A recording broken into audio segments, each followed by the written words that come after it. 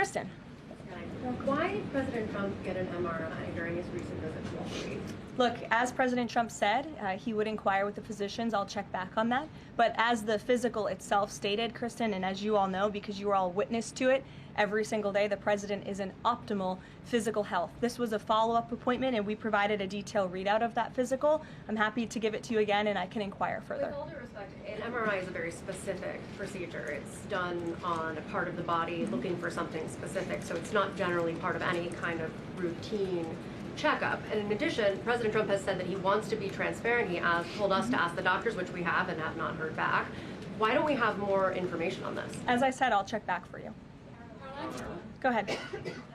Caroline, can you update us on the mediation efforts this administration is leading in Sudan, trying to achieve a ceasefire there?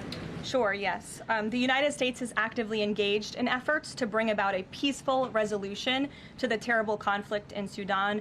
We remain committed to working with our international partners, including Quad members, Egypt, Saudi Arabia, the UAE, as well as others, to lead a negotiated peace process that addresses both the immediate humanitarian crisis and the longer-term political challenges. I actually spoke with Secretary Rubio about this morning, as of course there's been, kind of an uptick in recent reporting on the matter, and he assured me that the administration is very much engaged. We're in pretty frequent communication with those Arab partners that I just mentioned, and we want to see this conflict come to a peaceful end, just as we have with so many others, but the reality is it's a very complicated situation on the ground right now.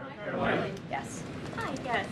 Just trying to go back into the subject of Mexico. Is the Trump administration planning to send U.S. troops to Mexico to combat drug cartels, as reported by other outlets? That's not something I would confirm from this podium if it were happening, so I will not comment on that. Eamon. Thank you, Caroline.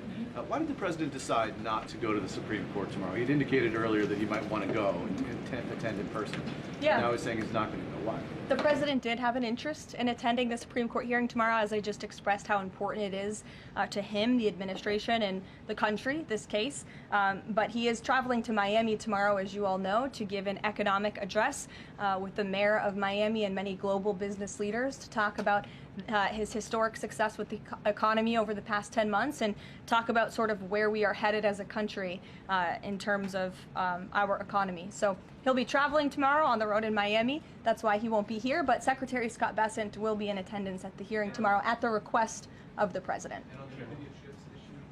He has said that he doesn't want to export the high-end NVIDIA chips to China, but the Wall Street Journal reported yesterday that there was some question about whether the president would raise this as a possible concession with the Chinese side during his meeting with Xi Jinping. So does the White House consider NVIDIA chip exports to China to be a closed issue right now, or is this an ongoing negotiation between the United States, China, and NVIDIA at this point? The president has made his position on this very clear, both to the Chinese and also to all of you. He's answered this question directly. As for the most advanced chips, the Blackwell chip, that's not something we're interested in selling to China at this time. Annie. Does the president think that the results of the Virginia or New Jersey gubernatorial races tomorrow, or statewide races tomorrow, will in any way reflect a voter sentiment towards his administration? Look, Annie, I'm not at liberty to talk about the election results, and I certainly won't get ahead of them. I'm not going to engage in hypotheticals that may or may not happen tonight. We'll have to watch and see.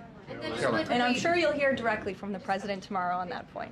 Snap, just really quickly. Is there anything that prompted the president's tweet this morning? Because it did seem quite different from some of his other communications about SNAP.